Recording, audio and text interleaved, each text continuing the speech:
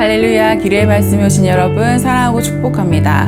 오늘 말씀은 에스겔 21장 1에서 17절입니다. 주님께서 나에게 말씀하셨다. 사람아, 너는 얼굴을 예루살렘 쪽으로 돌리고 그곳의 성전을 규탄하여 외치고 이스라엘 땅을 규탄하여 예언하여라. 너는 이스라엘 땅에 전하여라. 나 주가 말한다. 내가 너를 대적한다. 칼집에서 칼을 뽑아 너희 가운데 있는 의인과 악인을 다 쳐 죽이겠다. 아멘. 여러분, 우리가 인생을 살다 보면 예기치 못한 어려움이 찾아옵니다. 병, 실패, 인간관계의 상처, 계획이 산산조각 나는 순간, 그때 우리는 마음속으로 묻습니다. 왜 나에게 이런 일이 일어났을까? 하나님은 어디 계신가? 오늘 본문에서 에스겔이 본 장면은 바로 이러한 질문과 연결됩니다. 그는 날카롭고 번쩍이는 칼을 보았습니다. 겉으로 보면 바벨론의 칼이었지만 하나님은 분명히 말씀하십니다. 이 칼은 내 칼이다. 이 칼은 단순한 무기, 단순한 고난이 아닙니다. 하나님이 주권적으로 드시는 심판의 도구이며 동시에 하나님의 눈물과 마음이 담긴 부르심입니다. 오늘 설교 제목처럼 하나님의 칼과 하나님의 눈물은 분리할 수 없는 한 몸입니다. 3절에서 하나님은 의인과 악인을 함께 끊겠다고 하십니다. 악인만 심판을 받아야 하는 거 아닌가? 우리는 이렇게 생각합니다. 그런데 하나님은 공동체 전체를 향해 칼을 드십니다. 왜냐하면 죄는 언제나 개인의 문제를 넘어 공동체 전체를 오염시키기 때문입니다. 지도자들의 부패, 백성의 우상숭배, 형식적인 신앙이 얽히고 섞여서 결국 모두가 무너진 상태가 되어버린 겁니다.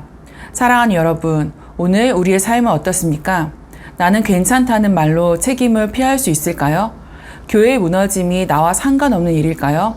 사회의 불의가 내 책임이 아니라고 말할 수 있을까요? 하나님은 이스라엘 전체를 심판하시며 오늘 우리에게도 말씀하십니다. 너희가 함께 책임을 져야 한다고. 하나님의 칼 앞에서는 모두가 함께 서야 합니다.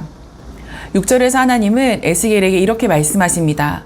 너는 허리가 끊어진 것처럼 신음하며 탄식해라. 에스겔은 단순히 심판을 전하는 전달자가 아니었습니다. 그는 하나님의 마음을 품고 하나님의 눈물을 대신 흘리는 사람이었습니다. 여러분, 하나님의 칼은 단순히 파괴의 칼이 아닙니다. 그 안에는 하나님의 슬픔과 눈물이 담겨 있습니다. 하나님은 심판을 즐기시는 분이 아닙니다.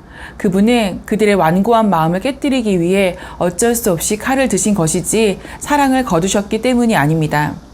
그래서 오늘 우리가 누군가를 향해 진리를 말할 때 혹은 교회 문제를 직면할 때 단순히 옳다, 틀리다를 말해서는 안 됩니다.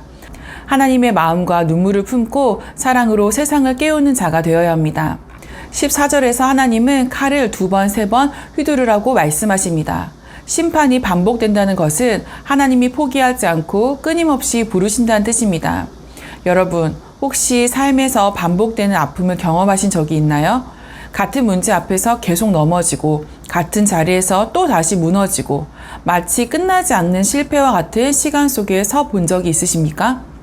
우리의 모든 실패와 고난이 하나님의 칼이라고 단정할 수는 없습니다. 어떤 어려움은 세상의 불이나 인간의 연약함에서 비롯되기도 하죠. 그럼에도 불구하고 하나님은 필요하다면 칼을 들어 우리를 깨우십니다. 우리가 붙들고 있는 거짓된 희망, 헛된 의지, 자기 의로움, 세상의 기준에 얽매인 삶, 그 모든 것을 끊어내고 오직 하나님께로 돌아오게 하기 위해서입니다. 그러므로 고난을 만날 때마다 우리가 해야 할 것은 겸손히 하나님께 돌아오는 것입니다. 하나님, 혹시 지금 저를 깨우고 계신가요? 내 삶에서 버려야 할 것이 무엇인가요?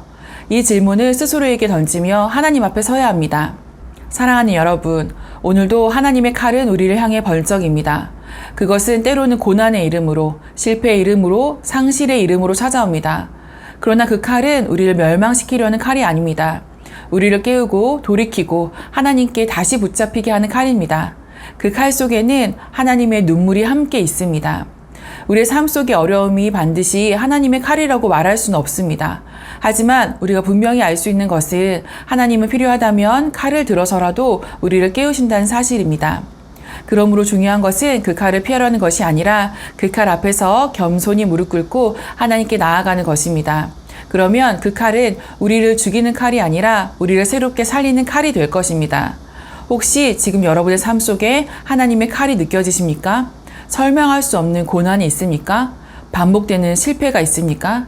그렇다면 그 안에서 하나님의 부르심을 들으시기 바랍니다. 하나님이 여러분을 깨우고 계십니다. 하나님이 여러분을 기다리고 계십니다. 오늘 하나님의 칼과 눈물 앞에서 다시 하나님께 돌아가는 은혜가 우리 기류의 가족 모두에게 있기를 소망합니다. 오늘도 승리하세요.